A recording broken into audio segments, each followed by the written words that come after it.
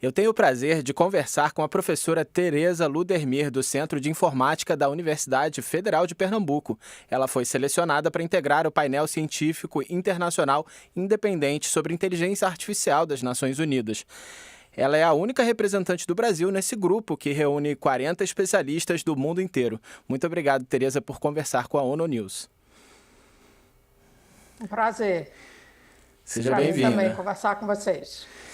Bom, Tereza, vamos começar já falando sobre esse painel, né? Que tem um trabalho enorme pela frente de analisar os impactos, os riscos, as oportunidades da inteligência artificial, propor regulações, pautar o debate público, e isso tudo num prazo bem curto, né? Em julho já tem uma primeira conferência, um primeiro relatório que vai ser apresentado.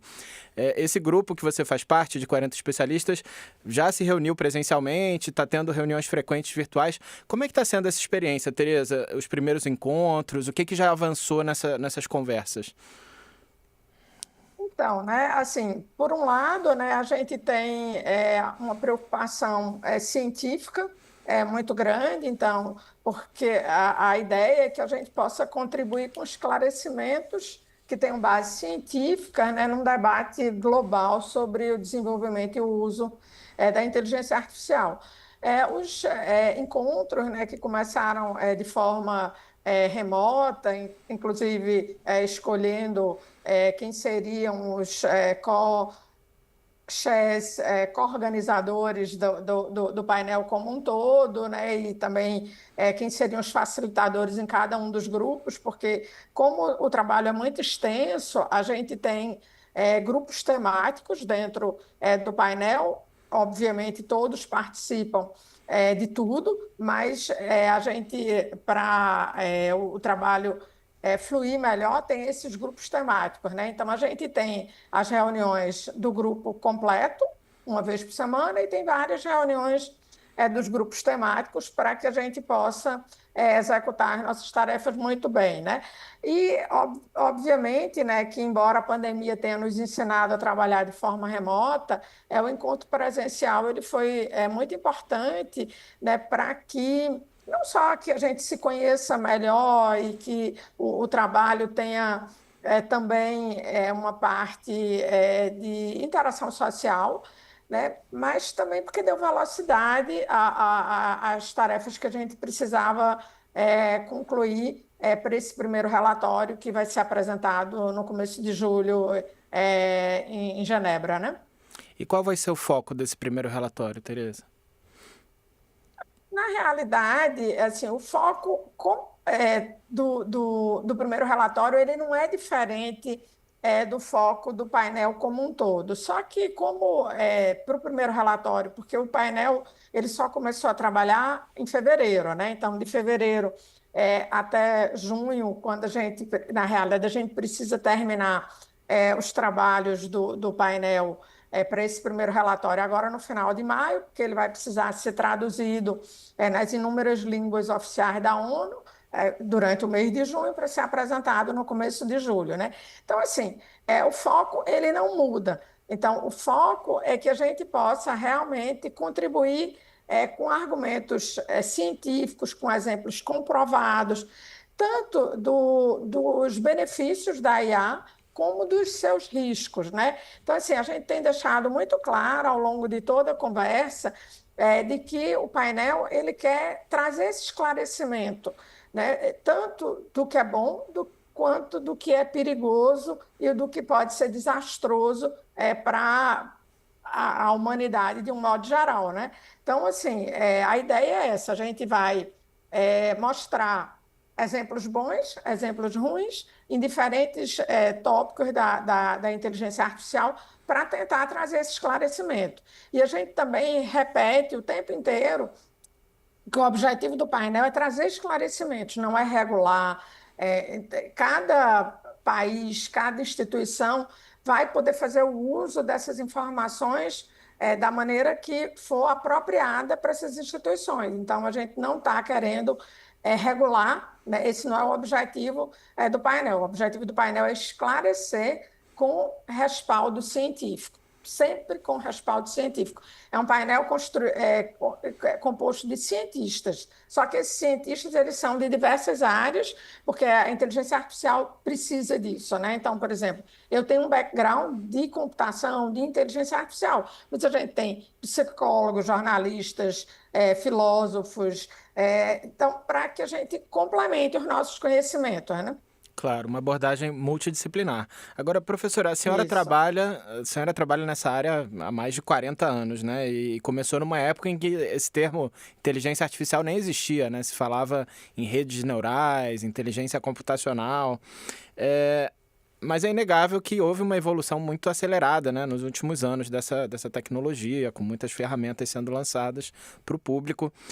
Então, assim, pensando no seu conhecimento, na sua vivência, que cenário de evolução dessa tecnologia que mais preocupa a senhora?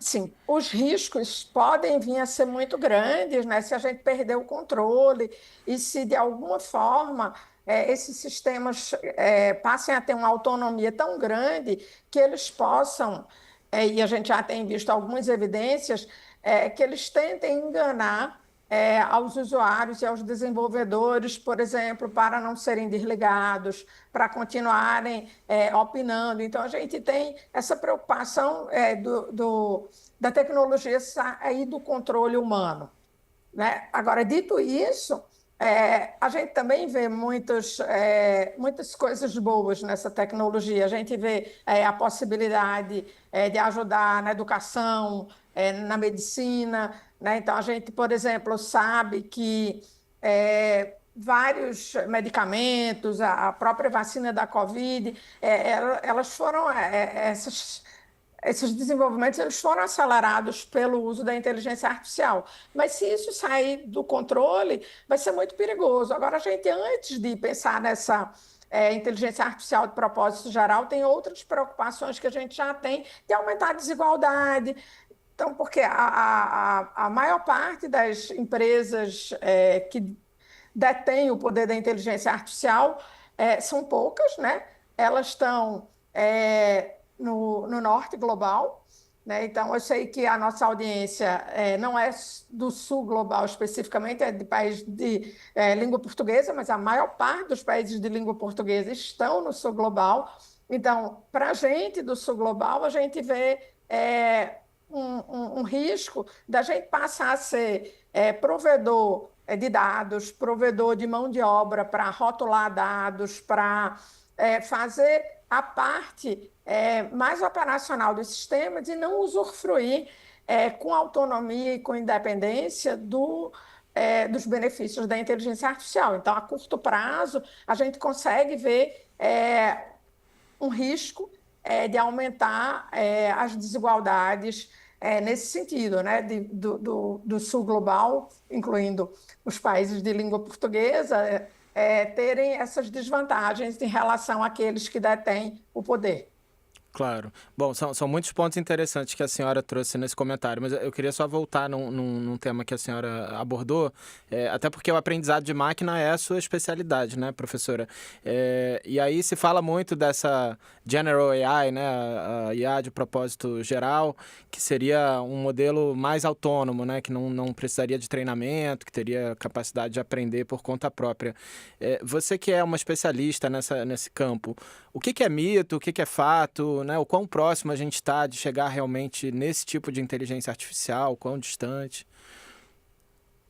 Então, né, depois do chat GPT, eu acho que todos nós ficamos um pouco receosos de fazer previsões de tempo, né? Porque foi todo mundo surpreendido, né, com a chegada do chat GPT. Todos nós imaginávamos que isso ia acontecer um dia, né? Esses grandes modelos de linguagem, mas não tão rapidamente, né? Então, mas assim, os grandes modelos de linguagem, eles não têm essa autonomia.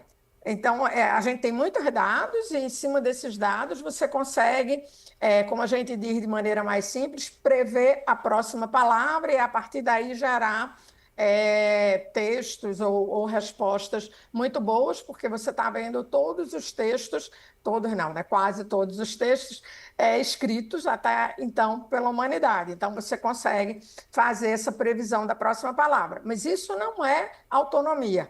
Então, esse tipo de modelo ele só vai conseguir fazer o que a gente tem hoje, essa previsão. Para a gente escalar para modelos que tenham uma autonomia que possa resolver qualquer tipo de problema, ainda existem alguns gargalos tecnológicos para esse tipo de autonomia. Agora, prever quanto tempo a gente vai levar até que isso seja resolvido, eu já não me arrisco a fazer uma previsão, porque a minha previsão há 5 anos atrás, antes dos grandes modelos de linguagem, era que a gente só teria essa possibilidade que a gente tem hoje desses modelos em 10, 15 anos, e de repente, em 2, 3 meses, a gente viu tudo mudar. Mas, assim, ainda existe avanços tecnológicos necessários, e essa necessidade desses avanços tecnológicos necessários nos traz também muitas esperanças de que a gente pode ainda gerar sistemas mais seguros, né? Porque parte do risco que a inteligência artificial pode trazer para a gente, ela vem não só do uso, mas da maneira com que você desenvolve os sistemas. Então, se a gente colocar travas na origem do sistema para que eles se tornem mais seguros, isso nos traz uma esperança, né? Uma esperança de que os sistemas eles não serão capazes de dominar o mundo, né? Então, nos traz esperança. Agora, tudo isso vai depender de como a gente insere essas travas no sistema, que são muito importantes. Certo. Até gostaria de aprofundar um pouco mais nisso, professora, porque, inclusive, esse é um ponto que a ONU tem insistido muito, né? Que não adianta, quando as ferramentas já estão prontas, já estão no mercado, é mais difícil você tentar botar né, travas, salvaguardas de direitos humanos, de segurança.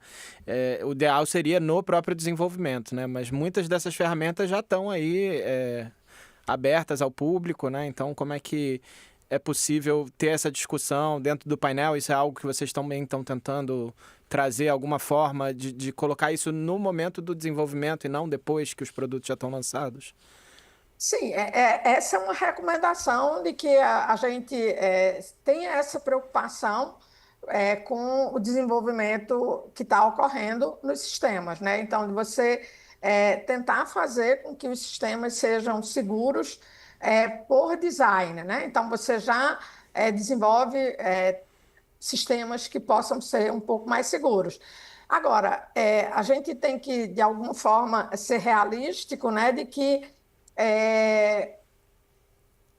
ter a segurança de que todos utilizarão os sistemas que serão desenvolvidos com mais segurança, a gente não tem essa segurança. Inclusive, um debate que aconteceu assim que os modelos de linguagens tomaram conta, né,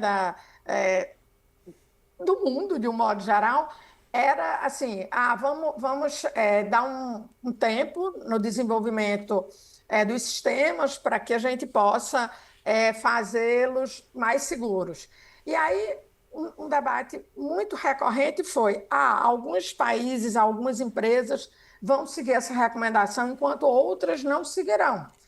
Então, muitos países desenvolvedores não quiseram aderir a nenhuma pausa no desenvolvimento, com medo de ficar para trás, né? Então, que a gente vai conseguir garantir que todos vão ter a preocupação de usar e passar a desenvolver sistemas que sejam mais seguros a partir do desenvolvimento, e também, além de a partir do desenvolvimento, se a gente usar dados que tenham que sejam mais seguros, que não tenham vieses, a gente também poderia melhorar o desempenho dos sistemas. Então, a gente tem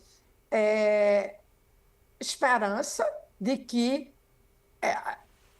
os sistemas possam ser feitos daqui para diante com mais segurança. Então, até por isso que é muito importante iniciativas como essa da ONU, para que a gente possa dar essas recomendações científicas de como esses sistemas podem ser melhorados desde o design, né, até a maneira de utilizá-lo, aos dados que a gente vai colocar lá dentro. E mesmo depois de pronto, você também pode colocar essas travas que vão fazer o sistema ficar mais seguro, né?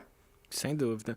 E, professor, uma última pergunta. A senhora também falou dessa importância da preparação dos países, né? Porque hoje existe uma lacuna, os países envolvidos têm, né, mais acesso à tecnologia e tudo. E outra proposta que a ONU tem feito é que os países, todos eles, tenham também normas nacionais sobre a inteligência artificial, né? Para o desenvolvimento, para o uso, para tudo isso. E o Brasil anunciou há pouco tempo um plano brasileiro de inteligência artificial, né? Como é que a senhora avalia, o que a senhora acompanhou desse processo, e se isso contribui também para o que a senhora estava dizendo, né? De ter uma governança melhor a nível nacional desse campo da inteligência artificial.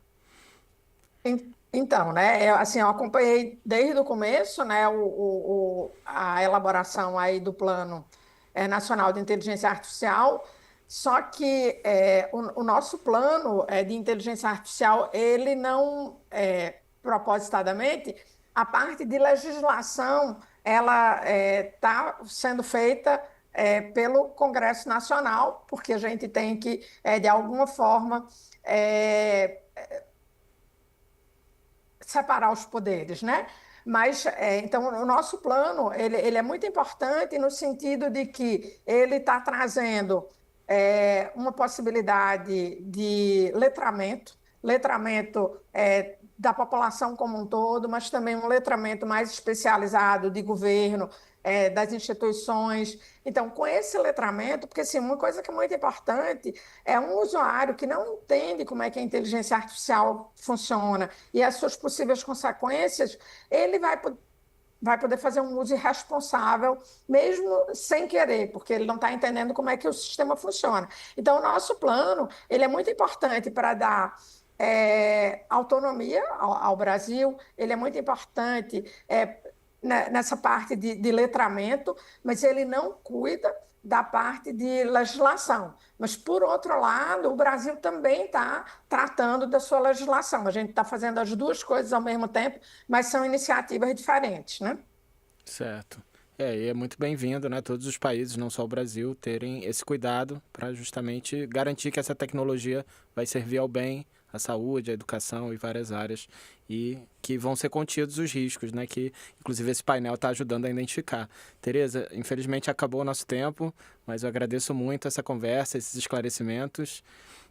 E obrigado, a gente segue em contato, né? Esse painel vai continuar trabalhando, vai ter o encontro em julho e a gente vai ter muita satisfação em conversar novamente. Tá certo, Felipe. Muito obrigada também. Então, tá. Obrigado, um bom dia.